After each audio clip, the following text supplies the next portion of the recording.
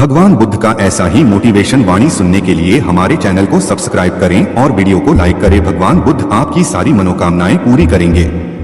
एक गांव में एक अमीर जमींदार रहता था। उसे अपने पैसों पर बड़ा घमंड था।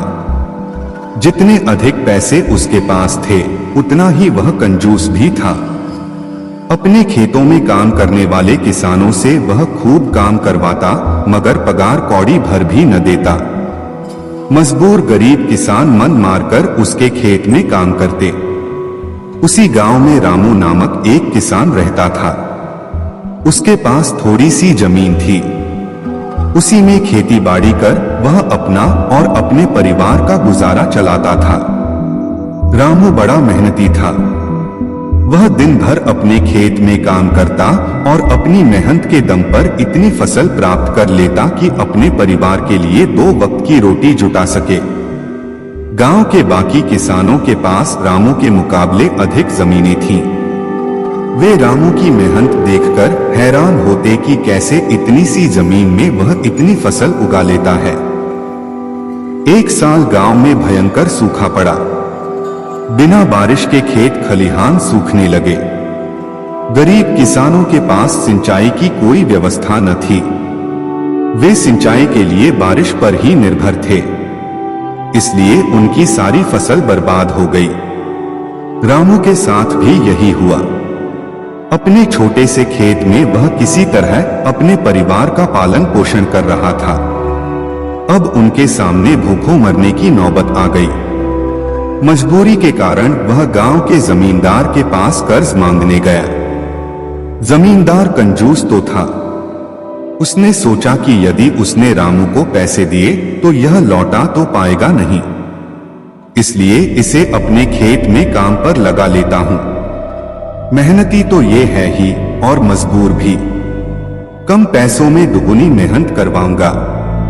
उसने रामू से कहा, देख रामू, मैं तुझे कर्ज तो दे नहीं सकता, लेकिन तेरी इतनी मदद कर सकता हूं कि तुझे अपने खेत में काम पर रख लूं। तुझे महीने के 1000 रुपए दे दिया करूंगा। पर मालिक दूसरे किसान तो 2000 पाते हैं। रामू बोला, करना है तो कर, वरना मेरे पास किसानों की कमी नहीं। जमींदार बोला। मजबूर रामू क्या करता, हामी भरकर घर लौट आया। अगले दिन से जमींदार के खेत में काम करने लगा। मेहनती तो वह था ही। वह खूब मेहनत और लगन से काम करता। उसने 4 महीने का काम 2 महीने में ही कर दिया।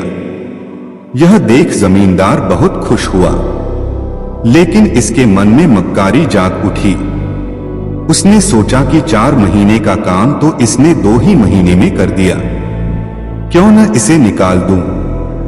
इससे मेरे 2 महीने के पैसे बच जाएंगे। उसने रामू को बुलाया और उसके 2 महीने के पैसे देकर कहा, रामू यह ले तेरे पैसे, कल से मत आना, अब मुझे तेरी जरूरत नहीं। यह सुनकर रामू परेशान हो गया। बड़ी मुश्किल से उसका घर चल रहा था। अब अपने परिवार का भरण पोषण कैसे करेगा। वह जमींदार के सामने गिड़गिड़ाने लगा कि उसे काम से न निकाले, लेकिन जमींदार ने उसकी एक न सुनी और उसे काम से निकाल दिया। रामू आंखों में आंसू लेकर घर लौटा। चिंता से रात भर उसे नींद नहीं आई। सुबह उठकर उसने फैसला किया कि वह फिर से जमींदार के पास जाएगा और उससे विनती करेगा कि उसे वापस काम पर रख ले। वह जमींदार के घर के सामने जाकर बैठ गया। सुबह उठकर जाट जमींदार अपने घर से बाहर निकला तो रामू को घर के सामने बैठा हुआ देखा। उसने रामू से पूछा, क्या हुआ रामू, क्यों आया है। रामू जमींदार की पैरों पर गिर पड़ा और गिड़गिड़ाते हुए बोला, मुझ पर दया कीजिए मालिक, मुझे काम पर रख लीजिए, मेरा परिवार भूखा मर जाएगा। जमींदार ने उसकी एक न सुनी और उसे धक्के मार के वहां से निकाल दिया। रामू उस समय तो वहां से चला गया, लेकिन अगली सुबह फिर सेठ के घर के सामने जाकर बैठ गया। जमींदार ने उसे फिर बुरा भला कहकर भगा दिया। अब से रोज यही क्रम चलने लगा। रामू रोज जमींदार के घर के सामने जाकर बैठ जाता और जमींदार उसे भगा देता। पूरे गांव में इस बात की चर्चा होने लगी। सब जमींदार को भला बुरा कहने लगे। तंग आकर जमींदार ने सोचा कि क्यों ना कुछ दिन परिवार सहित दूसरे गांव चला जाऊं। मुझे घर पर ना देखकर रामू यहां आना बंद कर देगा। अगले दिन वह परिवार सहित दूसरे गांव अपने रिश्तेदार के घर चला गया।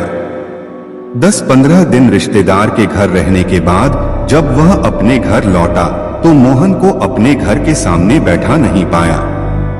वह मन ही मन खुश हुआ कि चलो उससे पीछा छूटा, लेकिन वह चकित भी हुआ कि आखिर रामू ने आना बंद क्यों कर दिया। उसने गांव वालों को बुलाकर पूछा तो पता चला कि रामू घायल है और अपने घर पर पड़ा हुआ है। जमींदार ने पूछा क्या हुआ उसे। एक जमींदार ने कहा, मालिक, आज जब दूसरे गांव चले गए थे तब भी रामू आपके घर के सामने बैठा रहता था। एक दिन आपका खाली घर देखकर कुछ चोर चोरी करने के इरादे से आपके घर में घुसे, लेकिन वे रामू की नजर में आगेन रामू अपनी जान की परवाह न कर उनसे उलझ गया और उन्हें भगा दिया। उनके बीच हुई हाथ-पाई के कारण रामू घायल हो गया। ये जानकर जमींदार को खुद पर शर्म आने लगी कि उसने रामू के साथ कितना बुरा किया, लेकिन इसके बाद भी रामू उसके घर चोरी होने से बचाने के लिए चोरों से उलझ गया। वह पछताने लगा। उसने रामू के घर जाने का फैसला किया। वह रामू के घर पहुंचा तो देखा कि रामू बड़ी दयनीय अवस्था में चारपाई पर पड़ा हुआ है। उसके बच्चे भूख से बिलख रहे हैं। ये देख जमींदार का दिल भर आया। उसने रामू से अपने किए की माफी मांगी, उसका इलाज करवाया और ठीक होने के बाद अच्छी पगार के साथ उसे फिर से काम पर रख लिया। बहुत समय पहले की बात है। एक गांव में एक गरीब लकड़हारा अपने परिवार के साथ रहता था। वह रोज सुबह गांव के समीप स्थित जंगल में जाकर लकड़ियां काटता और उसे बाजार में बेचकर पैसे कमाता था। इस तरह उसकी और उसके परिवार की गुजर बसर चल रही थी। एक दिन वह जंगल में नदी किनारे लगे एक पेड़ की लकड़ियां काट रहा था। अचानक उसकी कुल्हाड़ी उसके हाथ से छूटकर नदी में जा गिरी। नदी गहरी थी, जिसमें उतरकर कुल्हाड़ी निकाल पाना लकड़हारे के लिए संभव नहीं था। लकड़हारे के पास एक ही कुल्हाड़ी थी। उस कुल्हाड़ी के नदी में गिर जाने से वह परेशान हो गया।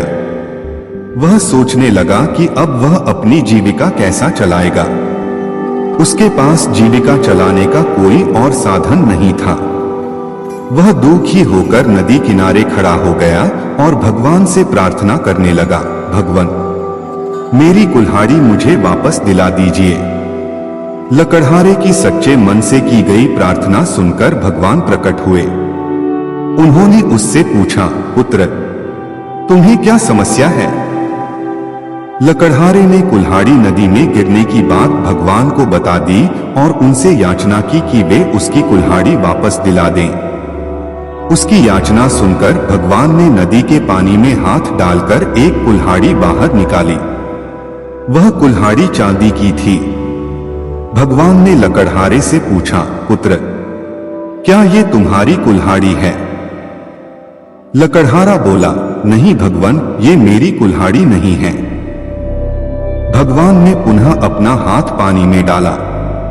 इस बार उन्होंने जो कुल्हाड़ी निकाली वो सोने की थी। उन्होंने लकड़हारे से पूछा, पुत्र, क्या ये तुम्हारी कुल्हाड़ी है? लकड़हारा बोला, नहीं भगवान, ये मेरी कुल्हाड़ी नहीं है। भगवान बोले, इसे अच्छी तरह से देख लो, ये सोने की कुल्हाड़ी है। क्या वास्तव में ये तुम्हारी नहीं है? नहीं भगवान, लकड़हारा बोला, सोने की इस कुल्हाड़ी से लकड़ियां नहीं कटती। ये मेरे किसी काम की नहीं है। मेरी कुल्हाड़ी तो लोहे की है।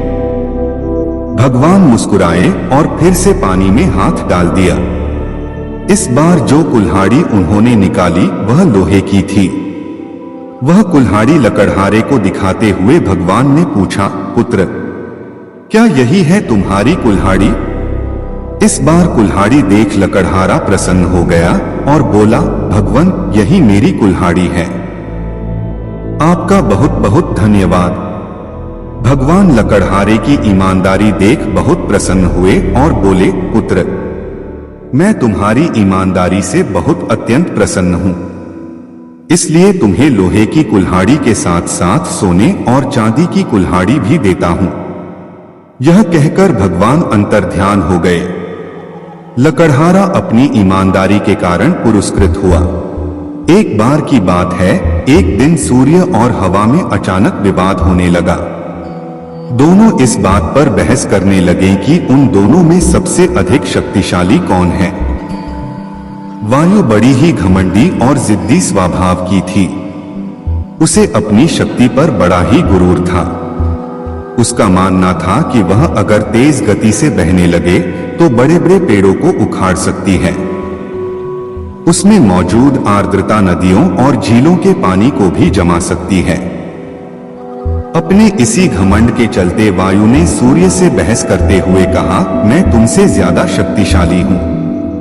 मैं चाहूं तो किसी को भी अपने झोंके से हिला सकती हूं। सूर्य ने हवा की बात मानने से इनकार कर दिया और कहा, बड़े ही शांत तरीके से कहा, देखो, कभी भी अपने पर घमंड नहीं करना चाहिए। हवा यह सुनकर चिढ़ गई और खुद को ज्यादा शक्तिशाली बताती रही। इस पर दोनों आपस में बहस कर ही रहे थे कि उन्हें तभी रास्ते में एक आदमी दिखाई दिया। उस आदमी ने कोट पहना हुआ था। उसे देखकर सूर्य के मन में एक योजना आई। उसने हवा से कहा, जो भी इस आदमी को उसका कोट उतारने के लिए मजबूर कर देगा, उसे ही अधिक शक्तिशाली माना जाएगा। हवा ने बात मान ली और कहा, ठीक है, सबसे पहले मैं कोशिश करूंगी, तब तक तुम बादलों में छिप जाओ। सूर्य बादलों के पीछे छिप गया। फिर हवा बहने लगी। वह धीमे धीमे बहने लगी, लेकिन उस आदमी ने अपना कोट नहीं उतारा। फिर वह तेजी से बहने लगी। हवा तेज होने की वजह से उस आदमी को ठंड लगने लगी और उसने अपने कोट से शरीर को अच्छे से लपेट लिया। बहुत देर तक ठंडी और तेज हवा बहती रही, लेकिन उस आदमी ने अपना कोट नहीं उतारा। अंत में हवा थककर शांत हो गई। इसके बाद सूर्य की बारी आई। वह बादलों से बाहर निकला और हल्की धूप करके चमकने लगा। हल्की धूप होते ही उस व्यक्ति को ठंड के तापमान से थोड़ी राहत मिली तो उसने अपना कोट ढीला कर दिया।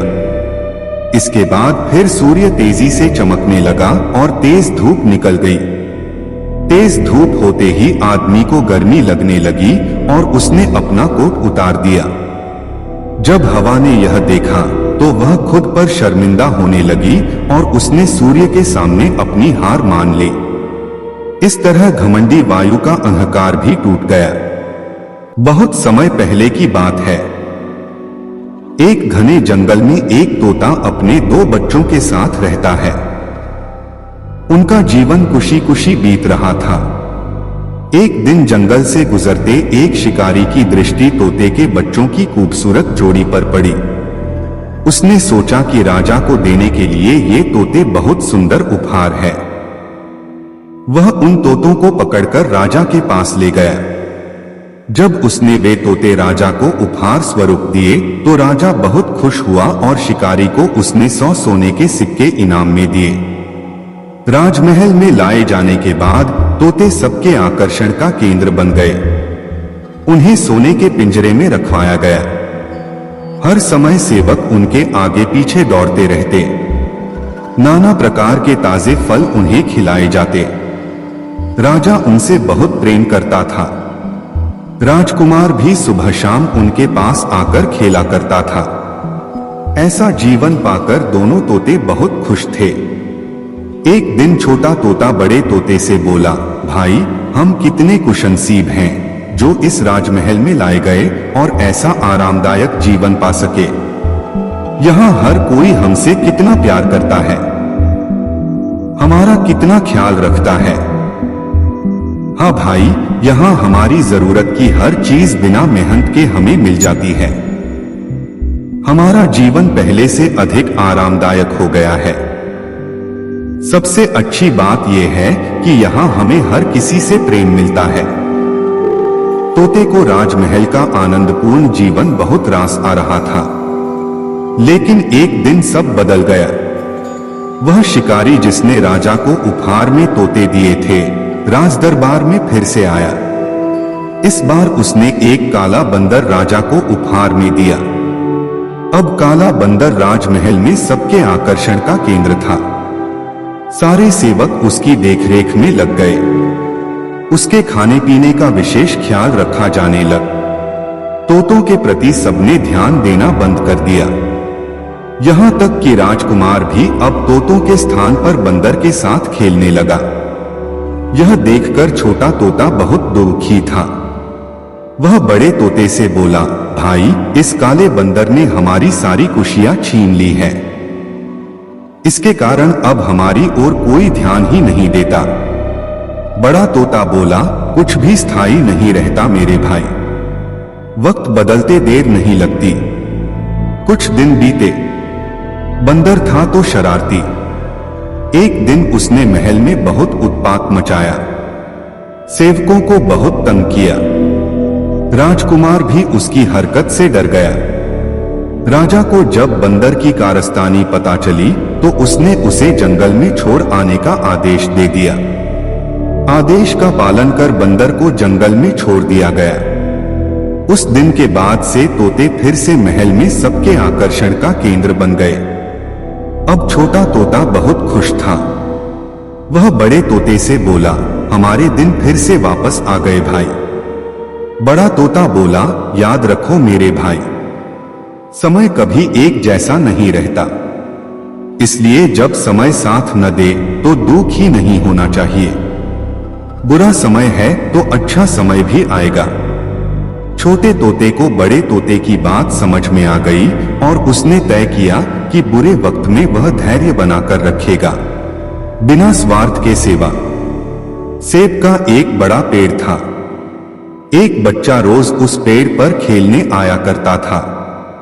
वह कभी पेड़ की डाली से लटकता, कभी फल तोड़ता, कभी उछल कूद करता था। सेब का पेड़ भी उस बच्चे से काफी खुश रहता था। कई साल इस तरह बीत गए। अचानक एक दिन बच्चा कहीं चला गया और फिर लौट के नहीं आया।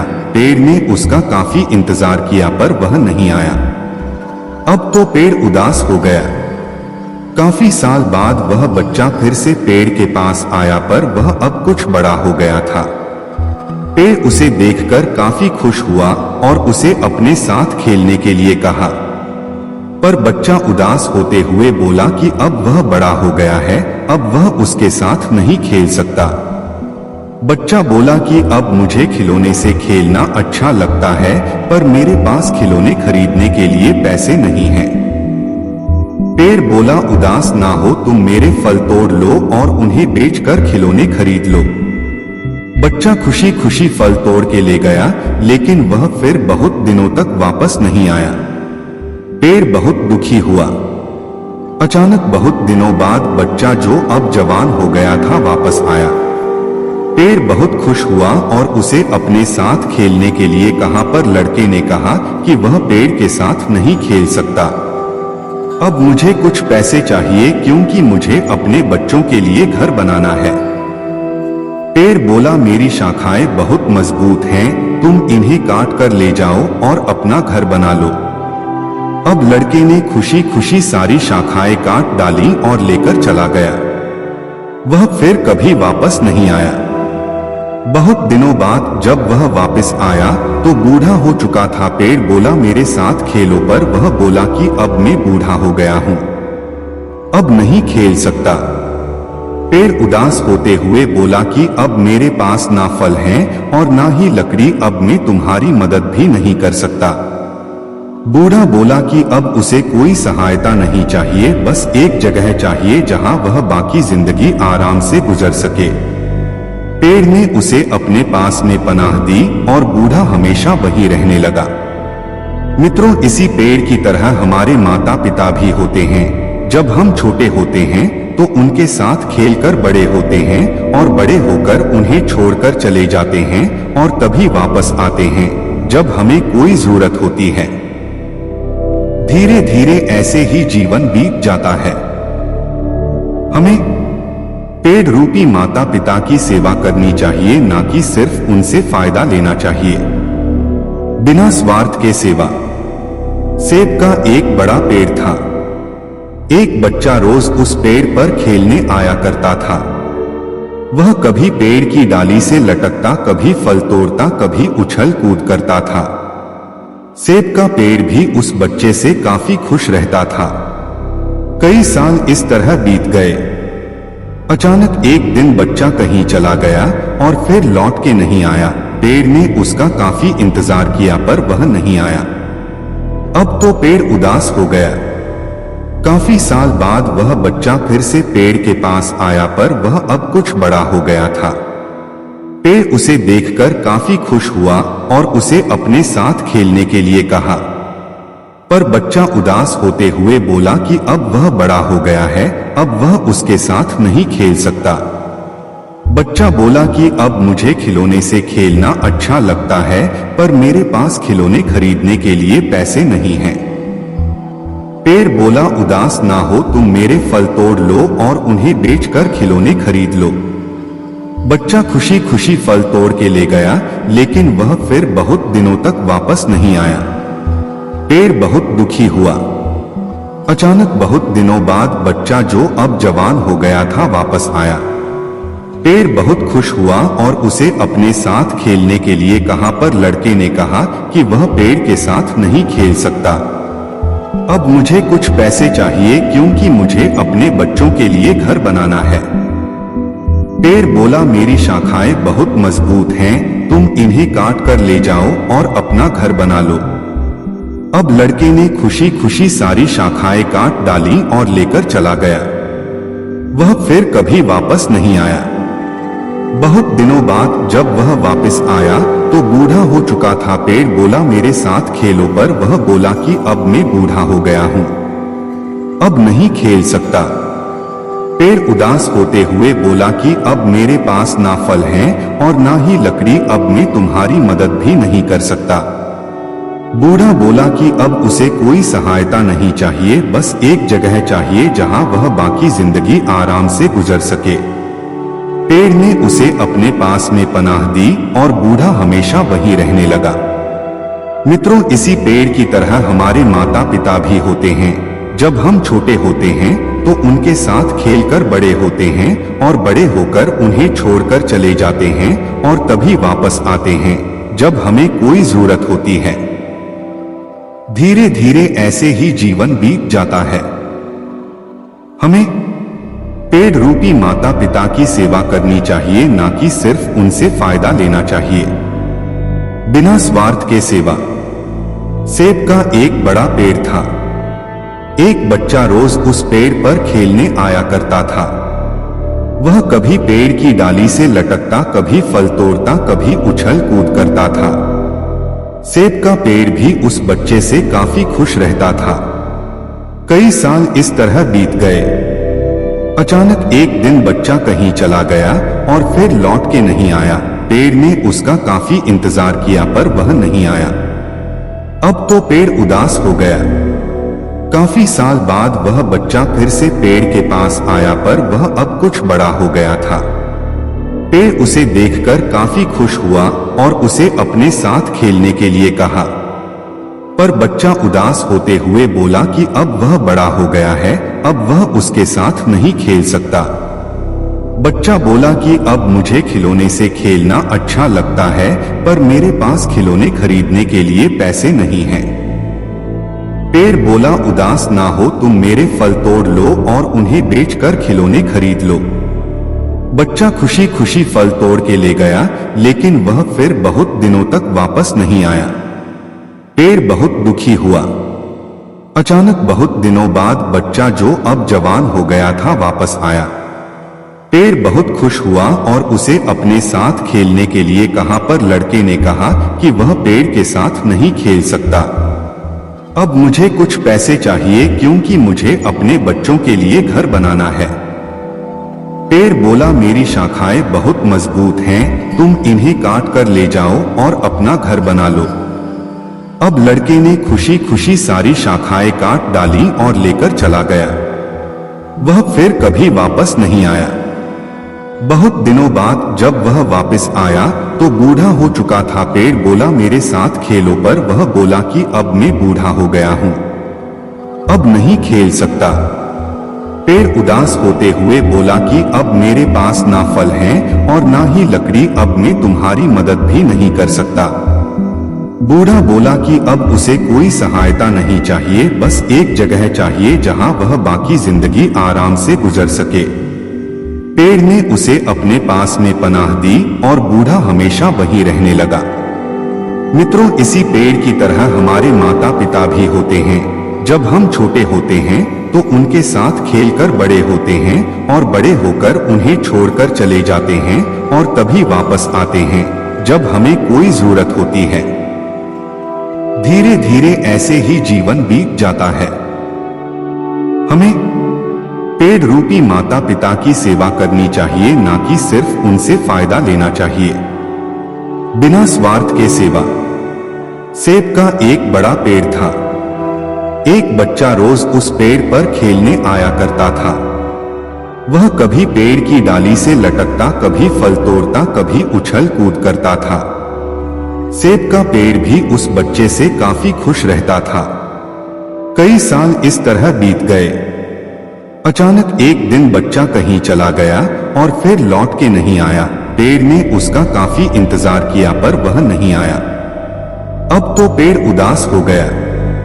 काफी साल बाद वह बच्चा फिर से पेड़ के पास आया, पर वह अब कुछ बड़ा हो गया था।